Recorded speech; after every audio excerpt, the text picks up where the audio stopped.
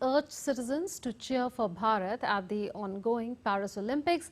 He also asked countrymen to promote local products and expressed pride in Charaideo Moidam being recognized as a World Heritage Site. More in this report. India's Prime Minister Narendra Modi shared his thoughts in his monthly radio program Mann Ki Baat on Sunday. PM Modi said that at present the Paris Olympics is in the spotlight all over the world as it gives our players a chance to hoist the tricolour flag on the world stage and do something for the country. इस समय पूरी दुनिया में Paris Olympics छाया हुआ है। Olympics हमारे खिलाड़ियों को विश्व पटल पर तिरंगा लहराने का मौका देता है, देश के लिए कुछ कर गुजरने का मौका देता है। आप भी अपने खिलाड़ियों का उत्साह बढ़ाइए। Cheer for Bharat. Prime Minister Narendra Modi expressed pride that Assam's Moidam being included in the UNESCO World Heritage Sites. It will be the 43rd site of India in the list and the first from the northeast. Assam के चराईदेव मैदान को UNESCO world heritage site में शामिल किया जा रहा है। इस लिस्ट में यह भारत की 43वीं लेकिन नॉर्थ ईस्ट की पहली साइट होगी। चराईदेव का मतलब है shining city on the hills, यानी पहाड़ी पर एक चमकता शहर। ये अहोम राजवंश की पहली राजधानी थी। Speaking about the handloom industry, PM Modi called upon people to upload their images with local products on social media with the hashtag #MyProductMyPride to promote local products. निजी कंपनियां भी एआई के माध्यम से हैंडलूम उत्पाद और सस्टेनेबल फैशन को बढ़ावा दे रही है। मुझे ये देखकर भी अच्छा लगा कि बहुत से लोग अपने यहाँ के ऐसे लोकल प्रोडक्ट्स को पॉपुलर बनाने में जुटे हैं। आप भी अपने लोकल प्रोडक्ट्स को #MyProductMyPride के नाम से सोशल मीडिया पर अपलोड करें।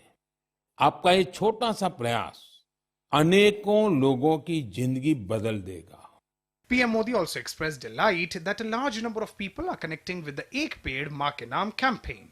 PM Modi called upon people to join this campaign and take a selfie and post it on social media. Prime Minister Narendra Modi raised concerns over the drug abuse in the country, saying that the government is taking effective steps to fight it. Bureau Report, DD, India. India's External Affairs Minister Dr. S. Jaishankar arrived in Japan on a 3-day visit to attend a foreign ministerial meeting of the four-nation grouping Quad, comprising India, United States, Japan and Australia. Beginning his visit, the minister unveiled a bust of Mahatma Gandhi in Tokyo. Paying homage to the father of the nation, Jaishankar said that solutions don't come on the battlefield and that this is not the era of war. I would say today, at a time when we are seeing so much conflict in the world, so much tension, so much polarization, so much bloodshed, it's very important that Gandhiji's message was that solutions do not come from a battlefield, that no era should be an era of war. And that message applies today as much as it did 80 years ago. The External Affairs Minister will hold discussions with his counterparts from Australia, Japan and the United States on the 29th of July. The meeting is expected to lay the ground for the Quad Leaders Summit to be held in India later this year. The Quad ministers will exchange views on developments in the Indo-Pacific region, other regional and international issues, and review progress on Quad initiatives and working groups. The last meeting of Quad took place in New York in September 2023. India's Minister of External Affairs, Dr. S. Jaishankar, met U.S. Secretary of State Antony Blinken. On the sidelines of the ministerial meet, India's minister highlighted the bilateral agenda progressing steadily and had a wide-ranging discussion on regional and global issues. Dr. Jaishankar said he looked forward to the Quad meeting on Monday. Japanese Foreign Minister Yoko Kamikawa met with U.S. Secretary of State Antony Blinken ahead of the 2024 U.S.-Japan security consultative meeting or 2+2 meeting on Sunday. The two will later be accompanied by Japanese Defense Minister Minoru Kihara and Secretary of Defense Lloyd Austin to hold talks to deepen bilateral defense ties. Japanese Defense Minister Minoru Kihara separately had a trilateral meeting with visiting South Korean Defense Minister Shin Won-sik and U.S. Secretary of Defense Lloyd Austin on Sunday to sign a treaty to enhance security ties between the three countries. Still to come on this edition of DD India Live. After pounding Taiwan and the Philippines, Typhoongami lashes China, triggers a landslide. Enormous wildfire spreads across parts of Northern California.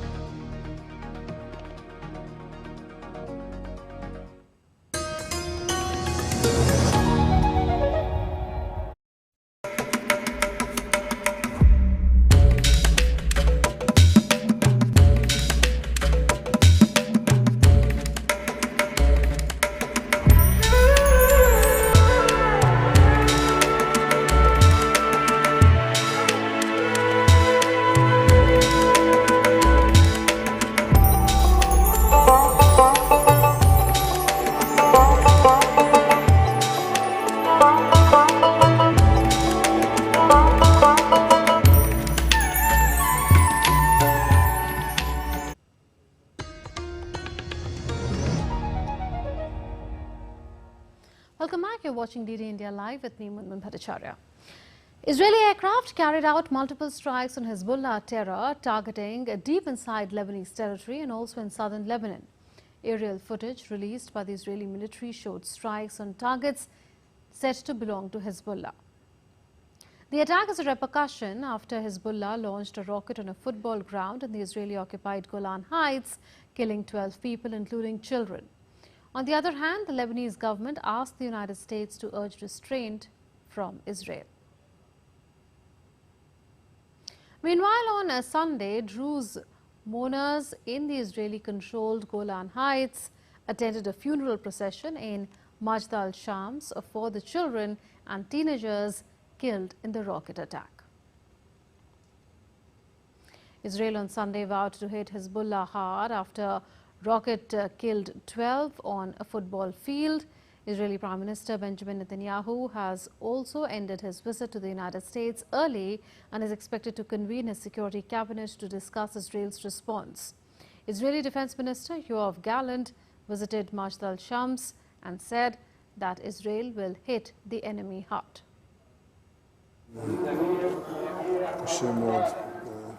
Please send the families on my behalf and on the behalf of the security system our empathy in this difficult incident.